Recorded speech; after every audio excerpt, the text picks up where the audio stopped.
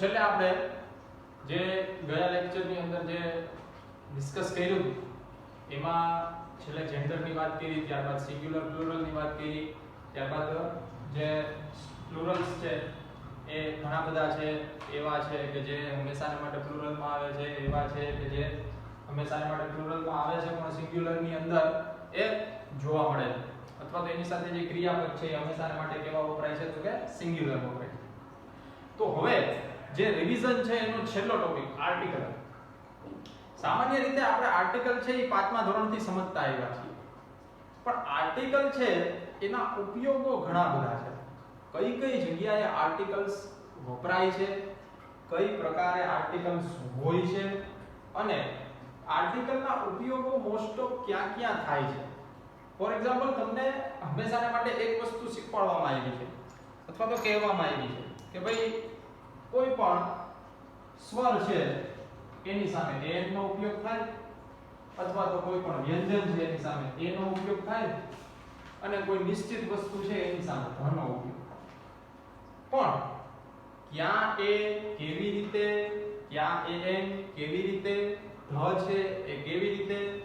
બીજી એક ભ્રામક કલ્પનાની વાત છે, હંમેશાને માટે આપણે એમ કહીએ છીએ કે ભાઈ આર્ટિકલ્સ નો ઉપયોગ બહુવચનની આગળ થતો નથી. આ તમને હંમેશાને માટે કહેવામાં આવે કે બહુવચન છે તો આર્ટિકલ ન હોય, પણ એવું નથી.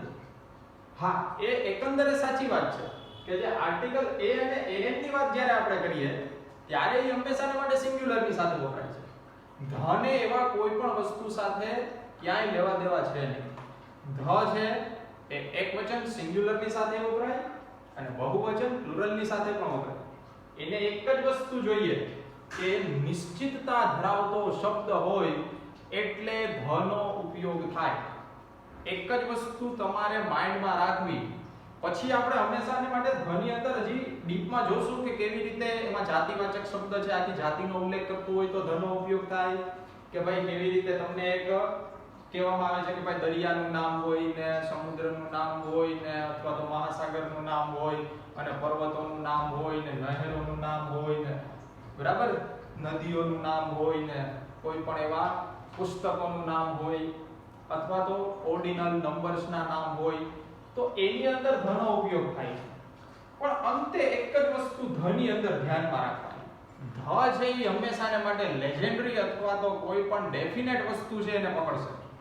બરાબર, જ્યાં પણ એ સિંગ્યુલર હશે પ્લુરલ હશે એની સાથે એને કાંઈ લેવા દેવા નથી. આ હું ચોખ્ખું કહું છું કે તમે એની અંદર સિંગ્યુલર નો ઉપયોગ કરશો તો પણ ધ નો ઉપયોગ થશે, પ્લુરલ ની અંદર કરશો પણ તો પણ ધ નો ઉપયોગ થશે. મોસ્ટ ઓફ આર્ટિકલ ની અંદર ઉપયોગમાં લેવાતો શબ્દ છે એ છે ધ. ઓકે, તો હવે પહેલી વાત કે ભાઈ આર્ટિકલ છે એ કેટલા પ્રકારે હોય? બે પ્રકાર. ક્યાં? તો કે two kinds. First of all પહેલું જે છે એને શું કહેવાય તો કે ઇનડેફિનેટ. ઇનડેફિનેટ આર્ટિકલ કહેવાય. બીજું ડેફિનેટ.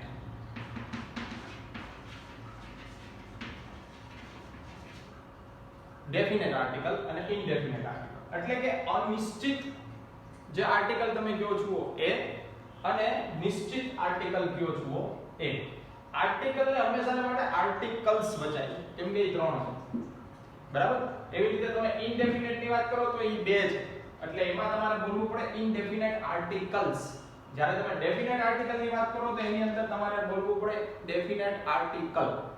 ઓકે, તો અનિશ્ચિત આર્ટિકલ અને નિશ્ચિત આર્ટિકલ એ એન અને ધ.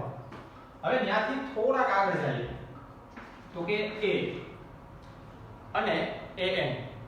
હવે એન ની વાત કરીએ અને એ ની વાત કરીએ તો પહેલી વસ્તુ મનમાં યાદ રાખવાની કે એનો ઉપયોગ છે એ હંમેશાને માટે સિંગ્યુલર ની સાથે થાય. અહીંયા એ વસ્તુ 100% સાચી છે કે એ અને એન બંનેનો ઉપયોગ છે એ સિંગ્યુલર ની સાથે જ થાય.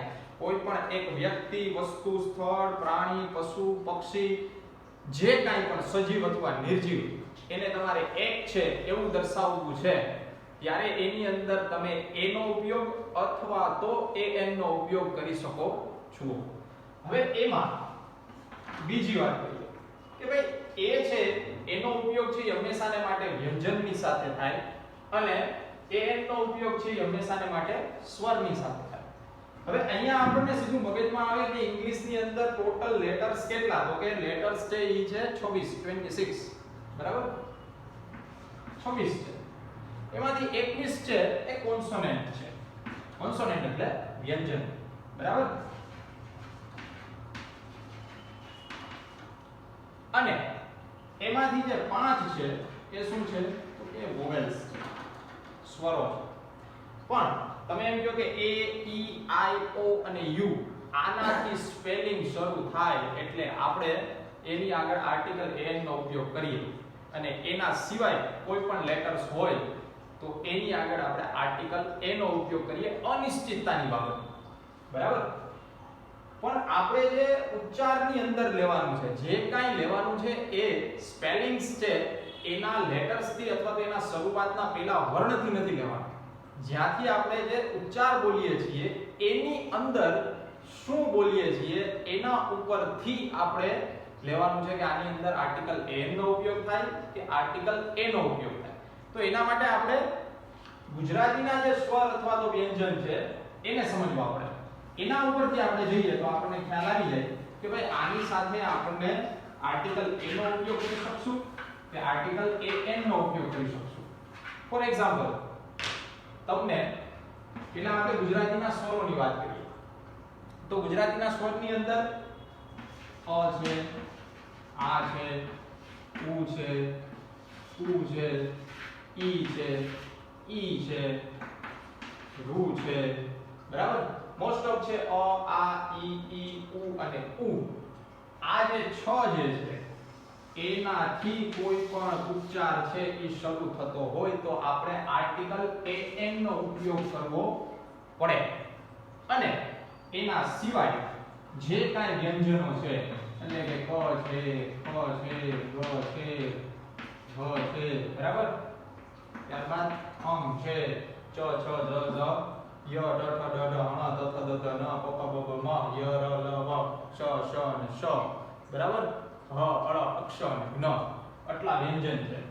તો હવે આની અંદર આપણે જ્યારે ક નો ઉપયોગ કરીએ, ખ નો ઉપયોગ કરીએ, ગ નો ઉપયોગ કરીએ, ઘ નો ઉપયોગ કરીએ, અંગ નો ઉપયોગ કરીએ, અંગ નો ઉપયોગ અનુસ્વારનો ઉપયોગ બહુ ઓછો આવશે ઇંગ્લિશની અંદર બરાબર. એવા તમને સ્પેલિંગ્સ છે એ ઓછા જોવા મળશે કે જેની અંદર અનુસ્વારના ઉપયોગો છે એ થયેલા હોય.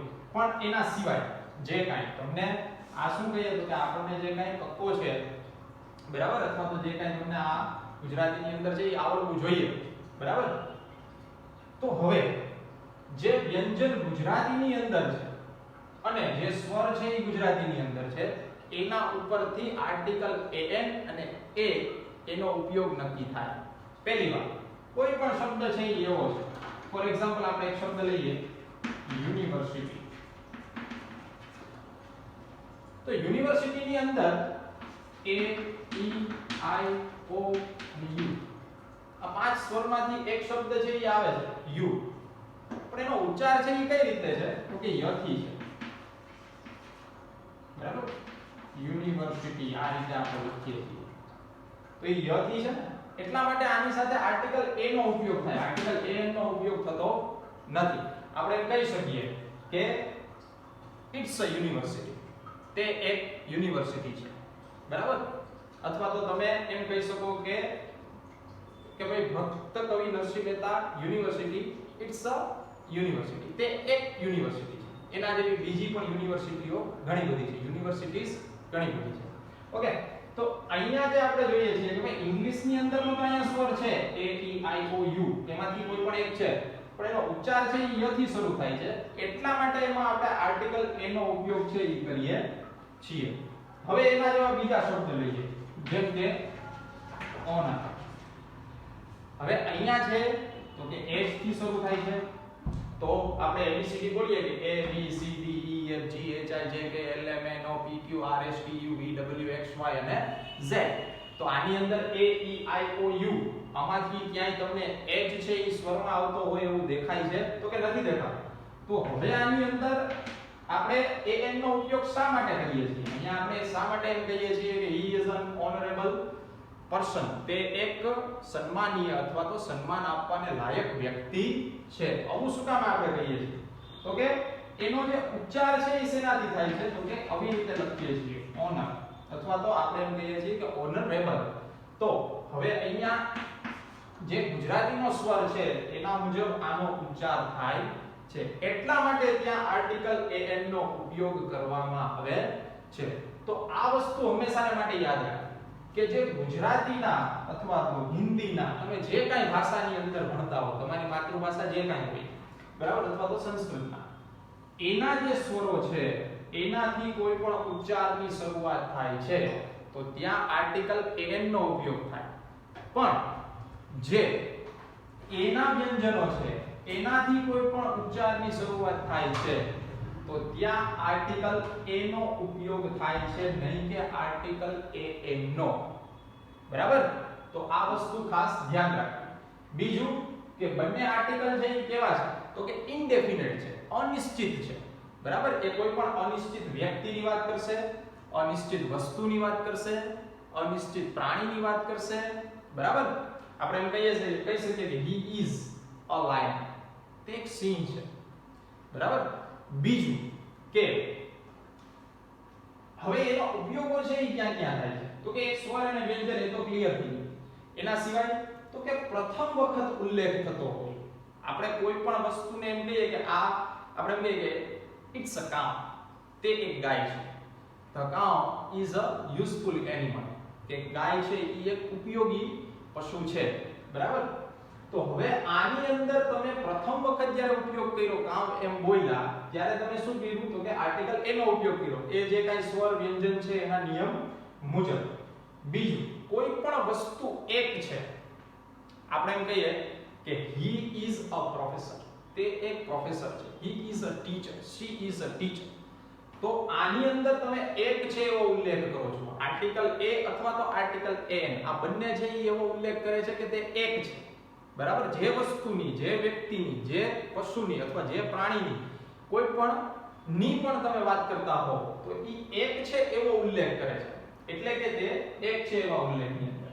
બીજું, તમારે જ્યારે તમારા પોતાના વ્યવસાયનો ઉલ્લેખ કરવો હોય ત્યારે પણ તમે આર્ટિકલ a નો ઉપયોગ કરો છો. ફોર એક્ઝામ્પલ, કોઈ એમ કહે કે આઈ એમ a teacher, I M a doctor. બરાબર? કોઈ એમ કહે કે આઈ એમ અ ફાર્મર, કોઈ એમ કહે કે આઈ એમ એન એન્જિનિયર. બરાબર? તો જે એન્જિનિયર છે એ તમે બોલો છો તો ત્યાં તમારે આર્ટિકલ an નો ઉપયોગ કરવો પડશે, કેમ કે એનો ઉચ્ચાર છે એ શેનાથી શરૂ થાય? તો કે e થી શરૂ થાય. એટલા માટે તમારે એમ કહેવું પડે કે આઈ એમ એન્જિનિયર. બરાબર? પણ ડોક્ટર છે તો એ ડ થી થાય છે, તો એની અંદર તમારે શું કહેવું પડે કે આઈ એમ અ ડોક્ટર. ટીચર છે તો એ ટ થી થાય છે, તો એમાં શું કહેવું પડે કે આઈ એમ અ ટીચર. તો તમારા વ્યવસાયનો ઉલ્લેખ કરવા માટે અથવા તો બીજા કોઈના વ્યવસાયનો ઉલ્લેખ કરવા માટે આપણે કોઈ સામેવાળાને એમ પૂછી શકીએ ને કે આર યુ અ ટીચર? તમે એક શિક્ષક છો? બરાબર?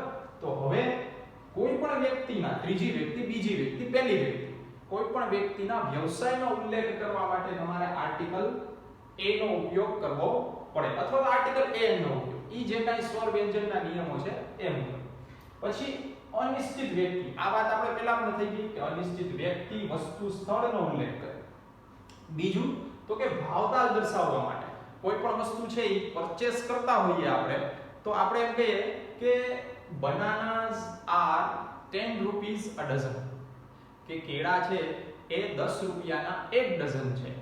તો હવે જે ડઝન શબ્દ છે એને તમે એકના અર્થમાં એક ડઝન, આપણે એમ બોલશું ને કે એક ડઝન વસ્તુ છે, તો એ જે ડઝન શબ્દ છે એની આગળ આર્ટિકલ a નો ઉપયોગ, એટલે કે ભાવતાલ દર્શાવવા માટે 10 રૂપિયાના એક ડઝન કેળા છે, તો એ દર્શાવવા માટે તમારે આર્ટિકલ a નો ઉપયોગ કરવો પડે. એના પછી તો કે વ્યંજનની સાથે, આ તો તમે બધા સમજો જ છો કે વ્યંજનની સાથે કેવી રીતે એનો ઉપયોગ થાય. એના પછી તો કે a નો ઉપયોગ ક્યાં થાય? તો કે પહેલી વાત તો એ સ્વરની સાથે, કોઈ પણ વોવેલ, બરાબર, એની સાથે તમે આર્ટિકલ an નો ઉપયોગ કરી શકો. બીજું, ટૂંકા રૂપો દર્શાવવા માટે. ટૂંકા રૂપો એટલે શું? તો કે ઘણા બધા વસ્તુઓ એવી હોય છે કે જેના આપણે મિતાક્ષરો કરી નાખીએ છીએ. મોસ્ટ ઓફ ડેઝિગ્નેશન ના, મોસ્ટ ઓફ તમે કાંઈ પણ કોઈ પણ વસ્તુ છે એ ક્યાંય પણ થીસીસ કોઈની વાંચતા હો, કોઈના એવા રિસર્ચ પેપર્સ છે એ વાંચતા હો, બરાબર, વાંચતા હો કોની વાત છે? જો વાંચતા ન હો તો કોઈની વાત છે નહીં. બરાબર? આ જેટલી વાત કરીએ છીએ એ જી વ્યક્તિ છે એ ભાષા વાંચે છે એની. ફોર એક્ઝામ્પલ આપણે એવા મિતાક્ષરો છે એ ઓમાં લીધા હતા. શેમાં? તો કે આપણને ખ્યાલ છે કે આપણે જ્યારે સિંગ્યુલર ના પ્લુરલ કર્યા હતા ત્યારે BA છે, MA છે, બરાબર? તો એવા પણ ઘણા બધા શબ્દો છે કે જ્યારે તમે એને ટૂંકા રૂપની અંદર બોલશો ત્યારે એમાં સ્વરનો ઉચ્ચાર તમારે કરવો પડશે. ફોર એક્ઝામ્પલ A છે તો પોતે જ છે, B નથી, C નથી, D નથી, E પોતે જ છે, બરાબર? એવી જ રીતે તમે આગળ ચાલ્યા જાઓ તો આપણે એમ બોલીએ MA આ ડિગ્રીનું નામ છે. પછી તમે એમ કહો કે MBBS આપણે ડિગ્રીનું નામ છે, બરાબર? તમે એમ કહો MBA આપણે ડિગ્રીનું નામ છે, બરાબર? તમે એમ કહો MLA આપણે પોસ્ટનું નામ છે જે મિનિસ્ટરની અંદર કે જે મેમ્બર ઓફ લેજિસ્લેટિવ એસેમ્બલી. તો અહીંયા પણ પછી તમે કોઈ એવી સંસ્થાનું નામ લો NCC, પછી તમે બીજી એવી કોઈ સંસ્થાનું નામ લો NSS, પછી તો કે કોઈ ના આવી પણ એક સંસ્થા છે, બરાબર? જે કોલેજને છે માન્યતા આપે અથવા તેના ગ્રેડેશન સુધારે છે. તો આવા તમામ પ્રકારના શબ્દો છે. તો એવા શબ્દો કેટલા છે જે A ની અંદરથી એનું ઉચ્ચારણ થાય, જેમ કે એના મિતાક્ષરો બનાવી નાખીએ, જેમ કે માસ્ટર ઓફ આર્ટ્સ તો એને આપણે શું કહીએ ટૂંકાની અંદર MA, બરાબર? એવી જ રીતે માસ્ટર ઓફ જે કાંઈ બિઝનેસ એડમિનિસ્ટ્રેશન તો એને આપણે ટૂંકામાં શું કહી શકીએ MBA, બરાબર? પણ તમે બેચલર લખશો કે BBA તો એની અંદર તમે આર્ટિકલ AN નો ઉપયોગ કરી શકતા નથી, કેમ કે આનો ઉચ્ચાર શું થાય છે બથી થાય છે, જ્યારે આ બધાનો ઉચ્ચાર શેનાથી થશે તો કે અથી થશે. રેડી? તો આ પ્રકારે પછી તમે અહીંયા બીજું લખી શકો MP મેમ્બર ઓફ પાર્લામેન્ટ, બરાબર? તો એવી જ રીતે બીજા કોઈ પણ એવા મિતાક્ષરો બનતા હોય કે જેના ઉચ્ચાર છે એ સ્વરથી થઈ જતા હોય, ભલે એનું જે ફૂલ ફોર્મ છે એ અલગ થતું હોય, બરાબર? પણ જેમ કે F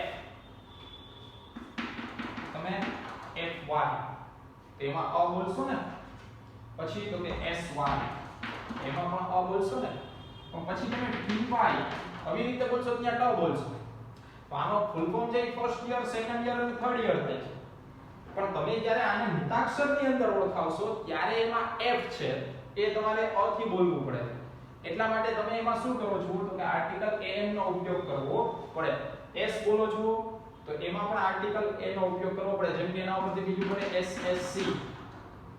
જેમ કે તમે કોઈ HSC ના સ્ટુડન્ટ હો તો અહીંયા અ નો ઉપયોગ થાય. તો જેટલા તમે ટૂંકા રૂપ એટલે કે મિતાક્ષરો બનાવશો તો ઘણા બધા વ્યંજન છે જે ઇંગ્લિશના જ છે, પણ એને તમે જ્યારે ટૂંકા રૂપની અંદર બોલશો તો એમાં સ્વરનો ઉલ્લેખ થશે. અહીંયા તમામ જગ્યાએ તમે જુઓ અ નો ઉલ્લેખ થશે, બરાબર? અહીંયા ફરી પાછું અહીંયા નહીં થાય, અહીંયા શું આવી જશે તો કે ટ આવી જશે. તો હવે તમે એમ કહો કે કોઈ ડિગ્રી તમારે બોલવી છે તો તમે UNMA, UNMBBS, UNMBA, UNMLA, UNMP, બરાબર? UNNCC, UNNSS, UNNAAC, UNFY, UNSY, UNSSC, UNHS. તો આવા બધા શબ્દો છે કે જે મિતાક્ષરો થઈ જાય છે એની અંદર તમારે આર્ટિકલ AN નો ઉપયોગ કરવો પડે. ફરી પાછું એ કહી દઉં કે જ્યારે તમે આને પાછા ફૂલ ફોર્મ ની અંદર બોલો છો એટલે કે એના પૂરા રૂપની અંદર બોલો છો ત્યારે પાછા આર્ટિકલ A નો ઉપયોગ થઈ જાય. જેમ કે અહીંયા માસ્ટર ઓફ આર્ટ થી તો એ મ થઈ ગયું, બરાબર? આ માસ્ટર ઓફ બિઝનેસ એડમિનિસ્ટ્રેશન થઈ જાય તો એ પાછું મ થઈ ગયું, બરાબર? અહીંયા પાછું તમે કંઈક બીજું એનું NCC છે એનું તમે નેશનલ થઈ જાય, બરાબર? તો અહીંયા પણ સેકન્ડરી થઈ જાય, અહીંયા હાયર સેકન્ડરી થઈ જાય. તો એ હ છે, સ છે એ બદલી જાય છે. તો એ પાછા વ્યંજન રહેતા નથી, બરાબર? સોરી એ સ્વર રહેતા નથી, એ વ્યંજન થઈ જાય છે. તો આ વસ્તુ ખાસ ધ્યાન રાખવી. બીજું કે અનિશ્ચિત શબ્દ કે જેના ઉચ્ચાર છે એ સ્વરથી થતા હોય એવી વસ્તુઓ દર્શાવવા માટે આર્ટિકલ AN નો ઉપયોગ થાય. તો આટલા પ્રકારે આર્ટિકલ A અને AN નો ઉપયોગ થાય એ પણ નિશ્ચિતતાના અર્થમાં નહીં પણ અનિશ્ચિતતાના અર્થમાં. જે કોઈ વસ્તુ, વ્યક્તિ, સ્થળ, પ્રાણી, પશુ, પક્ષી આ તમામ છે એ અનિશ્ચિત છે એને દર્શાવવા માટે તમારે આર્ટિકલ A અથવા AN નો ઉપયોગ છે એ કરવો પડે. તો હવે એના પછી એક વસ્તુ લઈ લઈએ. જેમ કે પહેલાના જે ઇંગ્લિશના જે શબ્દો હતા ને એની અંદર થોડુંક સ્ટ્રેસ છે એ ઓછું હતું. જેમ કે તમે એક શબ્દ સાંભળ્યો હશે હોટલ. બરાબર. તો હવે તમે જ્યારે હોટલ બોલો ને ત્યારે એ લોકો જ્યારે પેલાના શબ્દની અંદર જ્યારે સાંભળતા ત્યારે એ હોટલ બોલતા હોય એવું લાગે. તમે એવા કોઈ જૂના પિક્ચર્સ છે એવા જો તો એની અંદર જો એ જૂના પ્રોનાઉન્સિએશન પ્રમાણે બન્યા હોય તો એમાં એ હોટલ બોલતા હોય એવું લાગે. તો અમુક કન્ટ્રીઝ પણ એવા છે કે જે ઇંગ્લિશનો ઉચ્ચાર છે, ખાસ કરીને યુરોપિયન કોન્ટિનેન્ટલ્સ છે, એના જે કન્ટ્રીઝ છે એ મોસ્ટ ઓફ સ્ટ્રેસિંગ વર્ડ્સ છે એને ઓછા બોલે છે. સમજાય? જે યુકે છે, બરાબર, આખા જે યુનાઇટેડ કિંગડમ છે એ પણ યુરોપની અંદર જ આવે છે. તો એ છે ને એ સ્ટ્રેસિંગ વર્ડ્સ છે એ ઓછા પ્રોનાઉન્સિએટ કરશે. એટલે કે એક વસ્તુને ખેંચશે નહીં, એ શબ્દને ખેંચશે નહીં, એ સીધું હોટલ એવી રીતના બોલી જશે. જ્યારે આપણે કહ્યું હોટલ તો આપણે એવી રીતના બોલીએ છીએ કે આપણા ગળા ઉપર થોડોક વજન આવે, સ્ટ્રેસ આવે. તો એનો ઉચ્ચાર છે એ ત્યારે આપણે એમાં સમજીએ છીએ, પણ એક શેમાં બોલશે એને એનમાં બોલશે. બરાબર. તો એક વસ્તુ ખ્યાલ રાખી કે અમુક જ્યારે આપણે આ માત્ર તમારી માહિતી માટે કે તમે કોઈ પણ પિક્ચર્સ છે એવા જોતા હો અને એની અંદર કોઈ એક્ટર છે કે એક્ટ્રેસ છે એ બાજુના હોય અને એ રીતે બોલતા હોય તો એમાં કઈ તમારે ઓલું કરવાની જરૂર નથી કે ભાઈ તો ખોટું બોલે છે. નહીં, એવું નથી. બરાબર, એ સાચું બોલે છે પણ એ સ્ટ્રેસિંગ છે એના પ્રોનાઉન્સિએશનના એ ઓછા કરતા હોય. ખ્યાલ આવ્યો? તો આટલા પ્રકારે આર્ટિકલ એ અને an છે એના ઉપયોગો થાય. આના એક્ઝામ્પલ્સ છે એ આપણે પછી જોશું. ઓકે, એના પછી જોઈ લઈએ આર્ટિકલ ધ. તો આર્ટિકલ ધ પોતે જે છે એ ડેફિનેટ છે અને એ સિંગ્યુલર અથવા તો પ્લુરલ બધાની સાથે એના ઉપયોગો થાય જ છે. એવું નથી કે ભાઈ અહીંયા જે નહોતું એમ કે આર્ટિકલ a છે અને an છે એનો ઉપયોગ છે એ અનિશ્ચિત અને જે સિંગ્યુલર એટલે કે એક વચનની અંદર છે એની સાથે જ થાય છે. પણ આર્ટિકલ ધ છે એમાં એવું છે કે એ નિશ્ચિત વસ્તુ જોઈએ, કોઈ પણ વસ્તુ છે, કોઈ પણ વ્યક્તિ છે, એ લેજેન્ડરીના અર્થમાં તમે વાત કરતા હો તો કોઈ પણ પ્રોપર નાઉનની આગળ પણ ધનો ઉપયોગ કરી શકો. જેમ કે સચિન તેંડુલકરને જ્યારે તમે કોઈ પણ નિશ્ચિતતાના અર્થમાં દર્શાવો છો, જ્યારે અમિતાભ બચ્ચનને તમે કોઈ લેજેન્ડરીના અર્થમાં દર્શાવો છો, નિશ્ચિતતાના અર્થમાં દર્શાવો છો ત્યારે એમાં આર્ટિકલ ધનો ઉપયોગ થાય છે. તો પહેલી વાત કે ડેફિનેટ છે એટલે ડેફિનેટ આર્ટિકલ કોણ છે તો કે ધ છે. બીજી વાત કે ડેફિનેટ આર્ટિકલની અંદર હવે એના અલગ અલગ પ્રકારે ઉપયોગો આવે છે.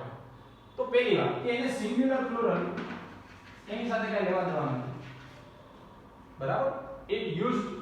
it is used in both of ways, singular or plural. બંનેની સાથે આપણે સિંગ્યુલર અને પ્લુરલ અહીંયા એન્ડ આવી શકે, સિંગ્યુલર એન્ડ પ્લુરલ. બરાબર. એ એકવચનની સાથે અને બહુવચન બંનેની સાથે એનો ઉપયોગ થાય છે. હવે એમાં પહેલી વાત કે આર્ટિકલ ધનો ઉપયોગ છે એ આપણે એટલું સમજી ગયા કે નિશ્ચિત, સિંગ્યુલર, પ્લુરલ. કોઈ પણ વસ્તુ છે એ જાતિનો ઉલ્લેખ કરતું હોય, સમગ્ર જાતિ, કોઈ પણ નાઉન છે, કોઈ પણ નામપદ છે એ સમગ્ર જાતિનો ઉલ્લેખ કરશે ત્યારે એની અંદર આર્ટિકલ ધનો ઉપયોગ થશે. ફોર એક્ઝામ્પલ મેં એક વાક્ય તમને કીધું કે it is a cow. The cow is a useful animal. Ready? તો અહીંયા તમે માત્ર એક ગાયની વાત કરો છો, પણ અહીંયા જ્યારે તમે વાક્ય બદલશો ત્યારે આખી જે જાતિ છે એનો ઉલ્લેખ કરશો. ખ્યાલ આવ્યો? જેમ કે તમે એમ કહો ઇટ્સ લાયન.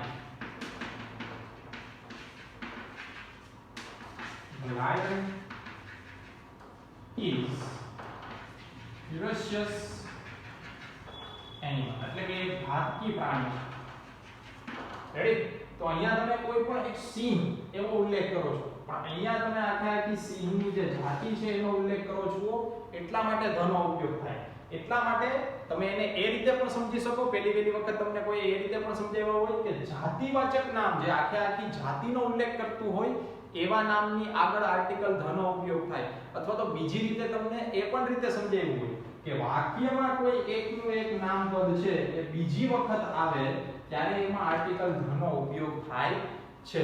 તો બે વસ્તુ બંને રીતે સમજવી સરખી જ છે, પણ એને આ રીતે આપણે એટલા માટે સમજીએ કે તમને સહેલી પડે. એવું નથી કે કે આ વાક્યને તમે આ વાક્ય વિના લખી ન શકો. તમે આ રીતે લખો તો સીધું તમારે આર્ટિકલ ધ મૂકવું પડે. તો એ શું થઈ ગયું કે જાતિવાચક નામપદની આગળ આર્ટિકલ ધ નો ઉપયોગ થાય. જ્યારે ઓલા બે વાક્ય છે એની સાથે તમે મૂકો તો તમારે શું કહેવું પડે કે પહેલી વખત જે નામપદ છે એની સાથે આર્ટિકલ a અથવા આર્ટિકલ a એ સ્વર અને વ્યંજનના નિયમ મુજબ, જ્યારે બીજી વખત લખો ત્યારે એ ધનો ઉલ્લેખ કરે છે. શા માટે ધનો ઉલ્લેખ કરે છે? કેમ કે એ જાતિ દર્શાવે છે સિદ્ધ. પછી એ શું દર્શાવશે તો કે સીધી એની જાતિનો ઉલ્લેખ કરશે એટલા માટે. એના પછી તો તમે આના જેવા બીજા વાક્ય છે એ કહી શકો કે the camel is a sheep of desert, કે ઊંટ છે એ રણનું sheep છે અથવા તો એ વાહણ છે, એમ એ રીતે પણ કહી શકો. એના પછી તમે એમ કહી શકો કે the dog is faithful animal. પછી તમે એમ કહી શકો કે the cat loves comfort, કે બિલાડીઓ છે એને હંમેશાને માટે કમ્ફર્ટ છે પસંદ છે અથવા તેને ગમે છે. તો આવા કોઈ પણ વસ્તુના નામ કે વ્યક્તિના નામ કે જે જાતિનો ઉલ્લેખ કરે છે અથવા તો એ પ્રાણીના નામ હોય કે પશુના નામ હોય જે પૂરેપૂરી જાતિનો ઉલ્લેખ કરે છે એને તમે શું કહી શકો તો કે એને આર્ટિકલ ધની સાથે તમે લઈ શકો છો. એના પછી તો કે જે રીતે મેં વાત કરી એવી કે ફરી વખત તમે કોઈ પણ નામપદનો ઉલ્લેખ કરો ત્યાં આર્ટિકલ ધનો ઉપયોગ થાય. For example this is an apple. The apple is red.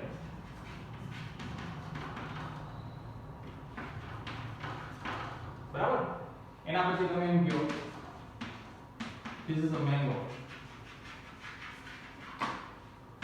The mango is sweet.